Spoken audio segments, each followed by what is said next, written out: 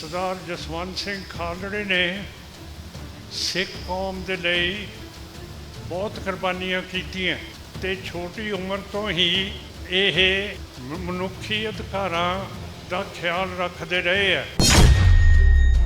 ਅੱਜ ਭਾਈ ਗੁਰਦਾਸ ਹਾਲ ਅੰਮ੍ਰਿਤਸਰ ਵਿੱਚ ਸ਼੍ਰੋਮਣੀ ਅਕਾਲੀ ਦਲ ਅੰਮ੍ਰਿਤਸਰ ਵੱਲੋਂ ਸ਼ਹੀਦ ਭਾਈ ਜਸਵੰਤ ਸਿੰਘ ਖਾਲੜਾ ਦਾ ਸ਼ਹੀਦੀ ਦਿਹਾੜਾ ਵਿਸ਼ਾਲ ਸੈਮੀਨਾਰ ਕਰਕੇ ਮਨਾਇਆ ਗਿਆ। ਸੈਮੀਨਾਰ ਦੀ ਅਗਵਾਈ ਪਾਰਟੀ ਪ੍ਰਧਾਨ ਸਰਦਾਰ ਸਿਮਰਨਜੀਤ ਸਿੰਘ ਮਾਨ ਨੇ ਕੀਤੀ। ਇਸ ਮੌਕੇ ਕਾਰਜਕਾਰੀ ਪ੍ਰਧਾਨ ਇਮਾਨ ਸਿੰਘ ਮਾਨ, ਜਨਰਲ ਸਕੱਤਰ ਉਪਕਾਰ ਸਿੰਘ ਸੰਧੂ, ਜਨਰਲ ਸਕੱਤਰ ਹਰਪਾਲ ਸਿੰਘ ਬਲੇਰ ਅਤੇ ਵੰਗਾਰ ਮੈਗਜ਼ੀਨ ਦੇ ਸੰਪਾਦਕ ਬਲਜੀਤ ਸਿੰਘ ਖਾਲਸਾ ਸਮੇਤ ਕਈ ਆਗੂਆਂ ਨੇ ਸੰਗਤਾਂ ਨੂੰ ਸੰਬੋਧਨ ਕੀਤਾ।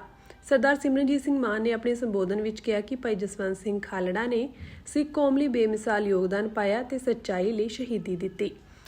ਸਰਦਾਰ ਜਸਵੰਤ ਸਿੰਘ ਖਾਲੜੇ ਨੇ ਸਿੱਖ ਕੌਮ ਦੇ ਲਈ ਬਹੁਤ ਕੁਰਬਾਨੀਆਂ ਕੀਤੀਆਂ ਤੇ ਛੋਟੀ ਉਮਰ ਤੋਂ ਹੀ ਇਹ ਮਨੁੱਖੀ ਅਧਿਕਾਰਾਂ ਦਾ ਖਿਆਲ ਰੱਖਦੇ ਰਹੇ ਆ।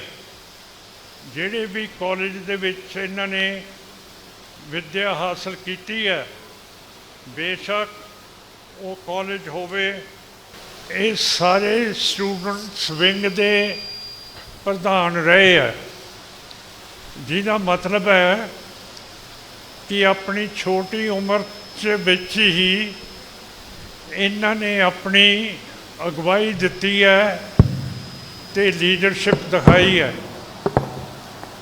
ਇਹਨਾਂ ਦਾ ਜੀਵਨ ਜੱਜ ਅਜੀਤ ਸਿੰਘ ਬੈਂਸ ਦੀ ਮਨੁੱਖੀ ਅਧਿਕਾਰਾਂ ਦੀ ਕਮੇਟੀ ਦੇ ਵਿੱਚ ਵੀ ਬੀਤਿਆ। ਸੋ ਕਹਿਣ ਦਾ ਭਾਵ ਇਹ ਹੈ ਕਿ ਜਿਹੜੇ ਵੀ ਮਨੁੱਖੀ ਅਧਿਕਾਰਾਂ ਦੀਆਂ ਕਮੇਟੀਆਂ ਜਾਂ ਜਥੇਬੰਦੀਆਂ ਰਹੀਆਂ, ਉਹਨਾਂ ਦੇ ਵਿੱਚ ਇਹਨਾਂ ਦੀ ਸ਼ਮੂਲੀਅਤ ਵੀ ਰਹੀ ਹੈ। ਇਹਨਾਂ ਨੇ ਬਹੁਤ ਕੰਮ ਕੀਤੇ ਹੈ ਔਰ ਸਦਾ ਸਿੱਖਾਂ ਦੇ ਮਨ ਦੇ ਵਿੱਚ ਇਹਨਾਂ ਦੀ ਯਾਦ ਰਹੂਗੀ। ਖਾਲੜਾ ਸਾਹਿਬ ਨੇ ਉਹਨਾਂ ਨੇ ਲਿਖਤ ਪੜ੍ਹਤ ਦੇ ਵਿੱਚ ਇੱਕ ਦਸਤਾਵੇਜ਼ ਬਣਾਈ, ਜਿਹਦੇ ਵਿੱਚ ਹਜ਼ਾਰਾਂ ਸਿੱਖਾਂ ਦੇ ਸਰੀਰ ਖੁਫੀਆ ਤੌਰ ਦੇ ਉੱਤੇ ਸੰਸਕਾਰ ਕੀਤੇ ਗਏ। ਪੱਟੀ ਦੇ ਅੰਮ੍ਰਿਤਸਰ ਦੁਰਗਿਆਨਾ ਮੰਦਿਰ ਦੇ ਸ਼ਮਸ਼ਾਨ ਘਾਟ ਦੇ ਵਿੱਚ ਇਹ ਸਾਰਾ ਕੁਝ ਹੋਇਆ। ਉਨ੍ਹਾਂ ਖੁਲਾਸਾ ਕੀਤਾ ਕਿ ਭਾਰਤ ਵਿੱਚ ਹੀ ਨਹੀਂ, ਵਿਦੇਸ਼ਾਂ ਵਿੱਚ ਵੀ ਸਿੱਖਾਂ ਦੀ ਟਾਰਗੇਟ ਕਿਲਿੰਗ ਹੋ ਰਹੀ ਹੈ, ਜਿਸ ਲਈ ਪ੍ਰਧਾਨ ਮੰਤਰੀ ਨਰਿੰਦਰ ਮੋਦੀ, ਗ੍ਰਹਿ ਮੰਤਰੀ ਅਮਿਤ ਸ਼ਾਹ, ਵਿਦੇਸ਼ ਮੰਤਰੀ ਐਸ ਜੈ ਸ਼ੰਕਰ, ਰੱਖਿਆ ਮੰਤਰੀ ਰਾਜਨਾਥ ਸਿੰਘ, NSC ਅਜੀਤ ਡੋਵਾਲ ਅਤੇ ਰਾਹ ਦੇ ਮੌਜੂਦਾ ਸਾਬਕਾ ਮੁਖੀ ਸਿੱਧੇ ਤੌਰ ਤੇ ਜ਼ਿੰਮੇਵਾਰ ਹਨ। ਮਾਨ ਨੇ ਦਾਅਵਾ ਕੀਤਾ ਕਿ ਸਾਬਕਾ ਰਾਹ ਮੁਖੀ ਸਮੰਤ ਗੋਇਲ ਦਾ ਹੱਥ ਭਾਈ ਖਾਲੜਾ ਦੀ ਸ਼ਹੀਦੀ ਵਿੱਚ ਵੀ ਸੀ। ਪਾਰਲੀਮੈਂਟ ਦੇ ਵਿੱਚ ਤੁਸੀਂ ਮੈਨੂੰ ਭੇਜਿਆ, ਮੈਂ ਸਾਰਿਆਂ ਦੇ ਨਾਂ ਲਏ ਤੇ ਜਿਹੜੇ ਮੋਦੀ ਦੀ ਸਰਕਾਰ ਨੇ ਇਸ ਦੇਸ਼ ਦੇ ਵਿੱਚ ਮਾਰੇ ਤੇ ਬਗਾਨੇ ਦੇਸ਼ਾਂ ਦੇ ਵਿੱਚ ਮਾਰੇ। ਇੱਕ ਹਰਦੀਪ ਸਿੰਘ ਨਿੱਜਰ ਕੈਨੇਡਾ 'ਚ ਮਾਰਤਾ, ਰਿਪੂ ਦਮਨ ਸਿੰਘ ਮਲਕ ਕੈਨੇਡਾ ਦੇ ਵਿੱਚ ਮਰਵਾਤਾ, ਸੁਖਦੂਲ ਸਿੰਘ ਮੋਗੇ ਦਾ ਸੀ ਸਿੱਖ ਲੀਡਰ, ਉਹਨੂੰ ਕੈਨੇਡਾ ਦੇ ਵਿੱਚ ਮਾਰਤਾ। ਇਹ ਸੱਚ ਹੈ ਕਿਉਂ ਕਰਕੇ ਕੈਨੇਡਾ ਦੇ ਪ੍ਰਾਈਮ ਮਿਨਿਸਟਰ ਟਰੂਡੋ ਸਾਹਿਬ ਕੈਨੇਡਾ ਦੀ ਪਾਰਲੀਮੈਂਟ ਦੇ ਵਿੱਚ ਸਿੱਧਾ ਇਲਜ਼ਾਮ ਲਾਇਆ ਕਿ ਇਹ ਹਿੰਦੁਸਤਾਨ ਹਿੰਦ ਨੇ ਸਾਡੀ ਧਰਤੀ ਦੇ ਉੱਤੇ ਆ ਕੇ ਇਹ 3 ਸਿੱਖ ਕਤਲ ਕੀਤੇ ਹੈ। ਫਿਰ ਬਰਤਾਨੀਆ ਦੇ ਵਿੱਚ ਅਵਤਾਰ ਸਿੰਘ ਖੰਡੇ ਨੂੰ ਜ਼ਹਿਰ ਦੇ ਕੇ ਮਾਰਤਾ। ਪਹਿਲਾਂ ਸਰਕਾਰਾਂ ਮੰਨਦੀਆਂ ਨਹੀਂ ਸੀ, ਪਰ ਹੁਣ ਬਰਤਾਨੀਆ ਨੇ ਵੀ ਇੱਕ ਵੱਡੀ ਪੈਂਫਲੇਟ ਕੱਢੀ ਹੈ, ਜਿਸ ਦੇ ਵਿੱਚ ਲਿਖਿਆ ਕਿ ਹਾਂ, ਇੰਡੀਆ ਦੀਆਂ ਖੁਫੀਆ ਏਜੰਸੀਆਂ ਸਾਡੇ ਦੇਸ਼ ਦੇ ਵਿੱਚ ਇਹੋ ਜਿਹੇ ਕੰਮ ਕਰ ਰਹੀਆਂ। ਫਿਰ ਅੱਗੇ ਆਓ ਪਾਕਿਸਤਾਨ ਦੇ ਵਿੱਚ।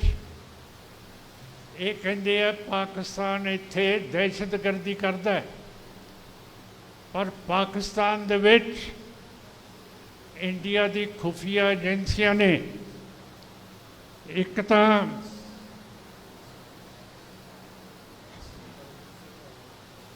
ਪਰਮਜੀਤ ਸਿੰਘ ਪੰਜਵੜ ਮਾਰਤਾ,